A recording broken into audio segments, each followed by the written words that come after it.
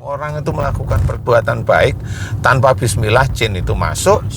Apalagi itu lagu itu mengajak orang untuk melakukan tindakannya tidak baik. Ya bukan cuma jin, macam-macam, bisa ifrit, bisa dajjal yang masuk lah, ya seperti itu. Dajjal bisa masuk ke musik, Pak? Lah iya bisa lah. Astagfirullah. Dajjal itu bisa masuk lewat apa aja, mau lewat mata kita, mau telinga kita, itu bisa. Assalamualaikum warahmatullahi wabarakatuh. Waalaikumsalam warahmatullahi Sahabat beriman wabarakatuh. dimanapun berada, semoga kita semua dalam keadaan sehat walafiat dan senantiasa dalam lindungan Allah Subhanahu wa Ta'ala. Amin. Jumpa lagi bersama saya Tung, dan saya sudah bersama guru kita semua, Pak Ustadz Danu. Assalamualaikum Pak Ustadz. Waalaikumsalam warahmatullahi wabarakatuh. Alhamdulillah. Sahabat beriman, terima kasih buat teman-teman yang sudah memberikan komen, menulis komen di video kita ya, baik di Ustadz Danu Official Channel maupun di Tung Family Channel. Minta maaf kalau belum bisa menjawab semuanya karena keterbatasan kami juga, tapi intinya mudah-mudahan apa yang kami tayangkan di video-video kami bisa memberikan manfaat yang seluas-luasnya buat kita semua ya, sahabat beriman. Nah, sahabat beriman, kali ini saya akan berbincang-bincang lagi dengan guru kita.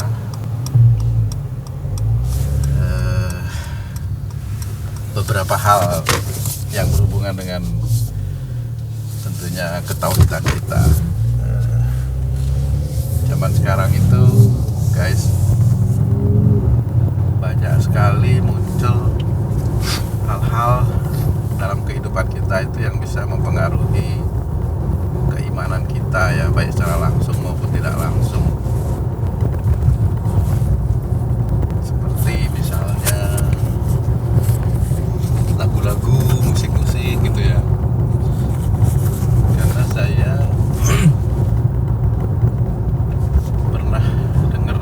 kalau Pak Ustadz itu untuk musik yang dinikmati itu dari sisi bukan kata-katanya tapi musiknya, permainan musiknya. Betul begitu Pak Ustadz? Ya insya Allah. Kenapa kok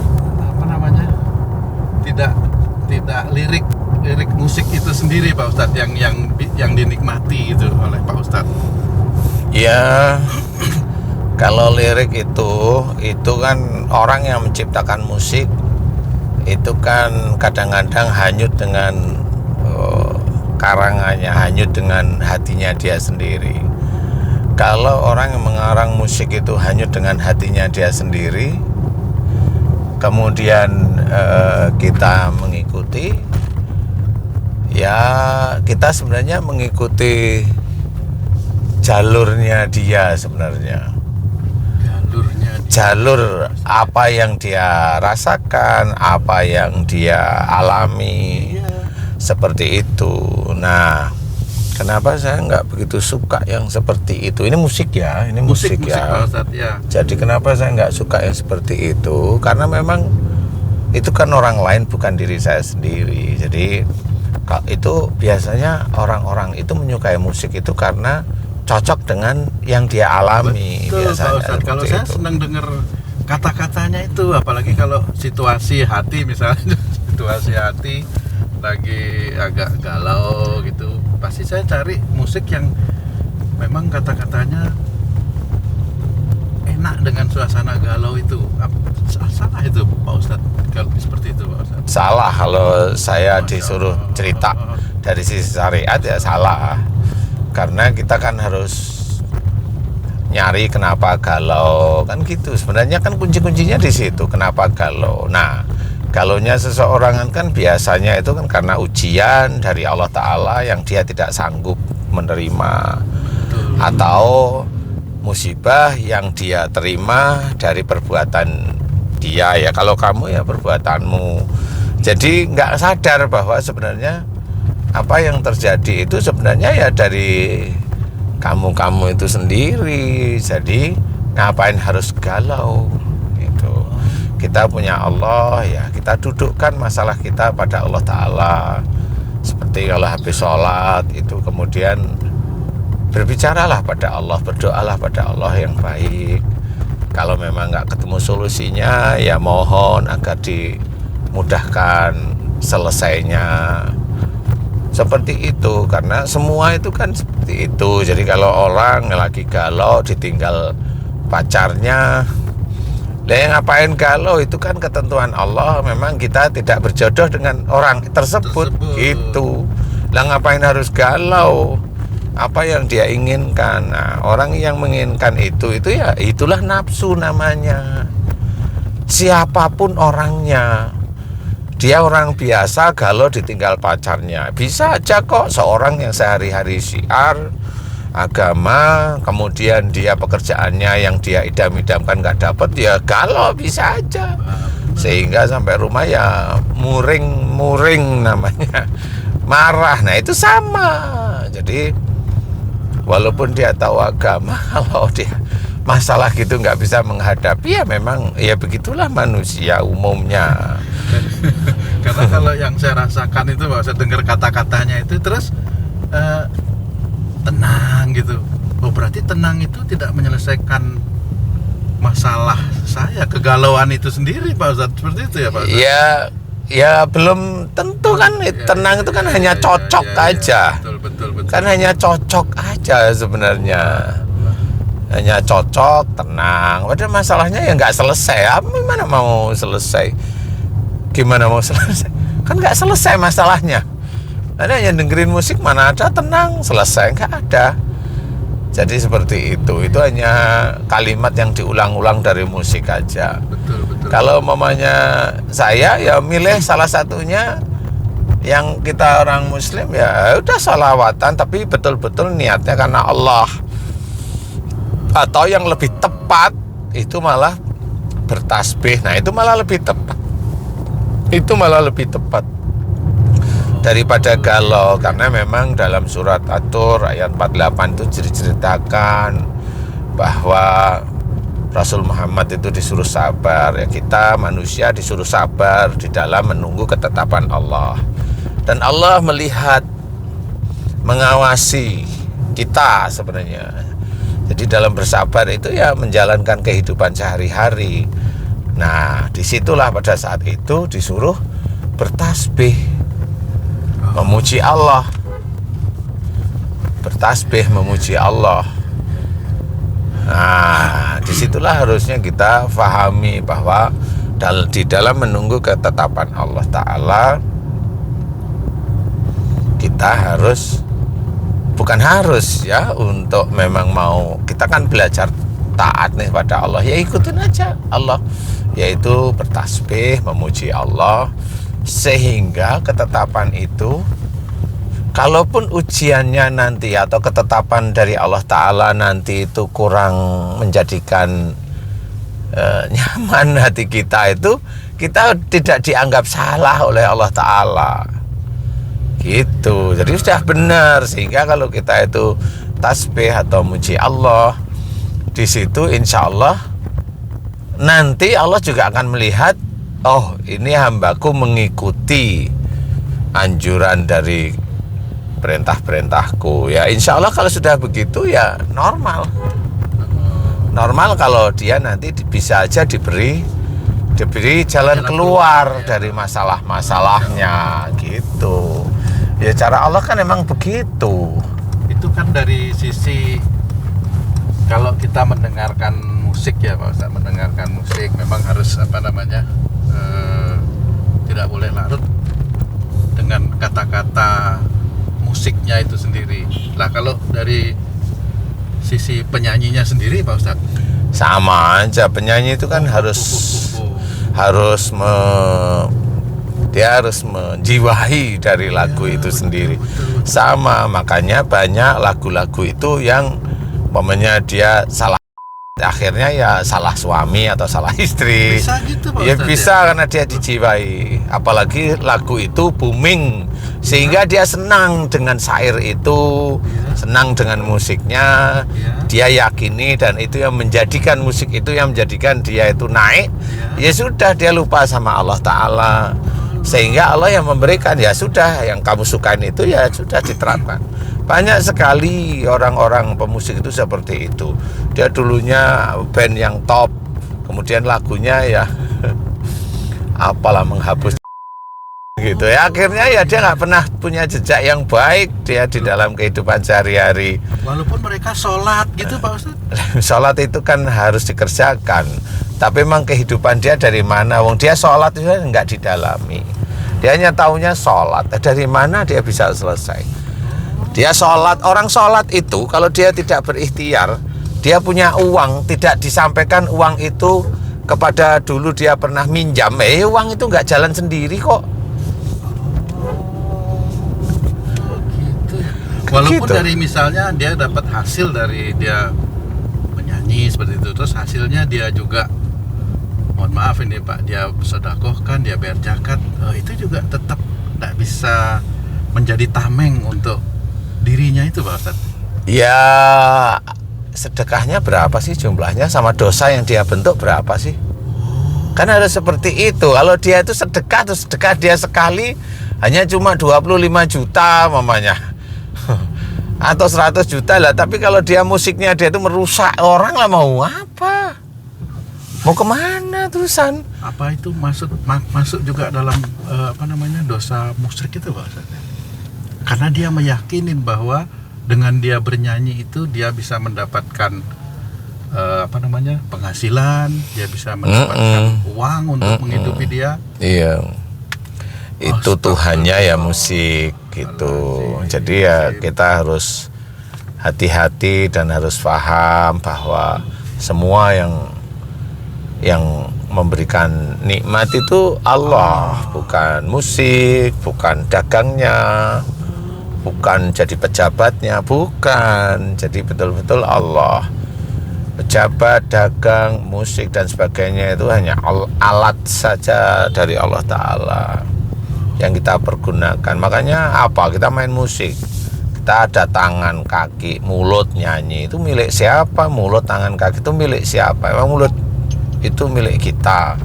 Itu milik Allah. Makanya Allah sudah menceritakan ma sabaka min hasanatin fa min Allah. Itu kan dijelaskan apa saja nikmat yang kau terima itu dari sisi Allah. Jadi jangan sekali-kali kita yakini bahwa nikmat atau hasil itu dari kita, dari jerih payah kita loh. Itu orang yang sholat sudah begitu, ya itu dianggap ya tidak benar ya gitu. Jadi makanya dia menuhankan pekerjaannya seperti itu. Ya banyak hal-hal tersebut. Dan dunia itu seperti itu. Makanya kita jangan terpancing. Kita harus berani mendeklarasikan bahwa nikmat itu dari Allah. Apa saja, mau istri, mau suami yang baik, mau anak yang baik, itu Allah yang mencetak. Jadi bukan kehebatan kita mencetak, bukan. Ya Allah itu. Gitu. Jadi harus benar-benar paham, sehingga orang itu ya meyakini, kalau apalagi di entertain itu kan dia yakin kalau saya akan lebih giat biar sukses. Loh, yang bikin sukses dia itu siapa? Kok kayak dia itu anak Tuhan aja. Kalau saya begini, ngapain dia merasa dia belum sukses? Emang yang bikin sukses dia siapa? Akhirnya orang-orang gitu itu kan ambruk karena kesombongannya dia. Sebenarnya yang dia bikin sekarang itu terlihat, kalau saya bilang itu terlihat, belum berhasil, terlihat aja oleh orang lain. Itu ya Allah aja menjadikan ujian agar dia itu terlihat oleh orang lain, terkenal oleh orang lain. Nah kalau dia sudah terkenal, akhirnya kan menjadi lifestyle-nya dia kan dia bentuk sendiri, sehingga suatu ketika budgetnya itu tidak terrealisasi. Iya. Iyalah tidak terrealisasi, wong dia itu kemana larinya, budgetnya berapa, ya itu akhirnya. Terus kalau misalnya lagu itu enak didengerin gitu Pak Ustadz, terus akhirnya lagu itu bisa menjerumuskan yang mendengar, terus yang menyanyikan itu Ya sama aja. Memikul salahnya gitu Pak Ustadz. Ya kalau lagu itu seperti ujian, ya orang tahu nggak itu diuji kan gitu. Kalau lagunya itu memuji Rasul, senang, salawatan, kemudian zikrullah dengan pujian, apa namanya, ya lagu-lagu yang itu bentuknya memuji Allah, memuji Rasul, itu insya Allah itu yang dianjurkan. Makanya kan ada beda. Kalau lagu yang bikin orang itu kan nggak ngerti, isinya itu cuma curhatan hati kan gitu. Jadi ya mau apanya yang mau dicontoh itu apa? Lagu isinya punya istri 2 sisi, ya itu ngapain didengerin, kecuali kalau memang dia sudah mulai seneng ngelirik wanita lain kan gitu. Nah ya kan harus belajar dari situ. Wong sebenarnya kalau orang muslim itu mau berpikir serius itu, mamanya contoh itu punya istri 2, 3 atau bahkan 4 itu sulit loh. Wong punya istri 1 aja sulit kita pikirkan, itu sulit, apalagi 2, 3, 4. Walaupun itu hanya lagu ya Pak Ustadz ya? Walaupun itu hanya lagu, terus apanya yang mau diinginkan dari lagu yang seperti tersebut? Bisa merusak akidah kita sendiri, bisa menjadikan kesombongan kita, kan gitu. Jadi ya nggak bisa. Kalau mau menikmati lagu jangan dinikmati liriknya, musiknya sih silahkan. Akhirnya karena merusak itulah yang disebutkan jadi haram jadinya. Iya, sebagian dari ulama itu berkatakan haram itu ya karena itu. Merusak akidah itu Pak Ustadz. Iya. Iya. Kalau dia kan saya membawakan lagu-lagu agama gitu misalnya. Ya, kalau lagu agama kan enggak, insya Allah enggak ngerusak akidah. Kalau umpamanya, kalau kita lagunya Salatullah Salamullah, nah itu kan nggak ada masalah, apanya yang salah, iya kan? Tanpa musik pun enak didengerin kan gitu. Bersolawat, muji Allah seperti itu.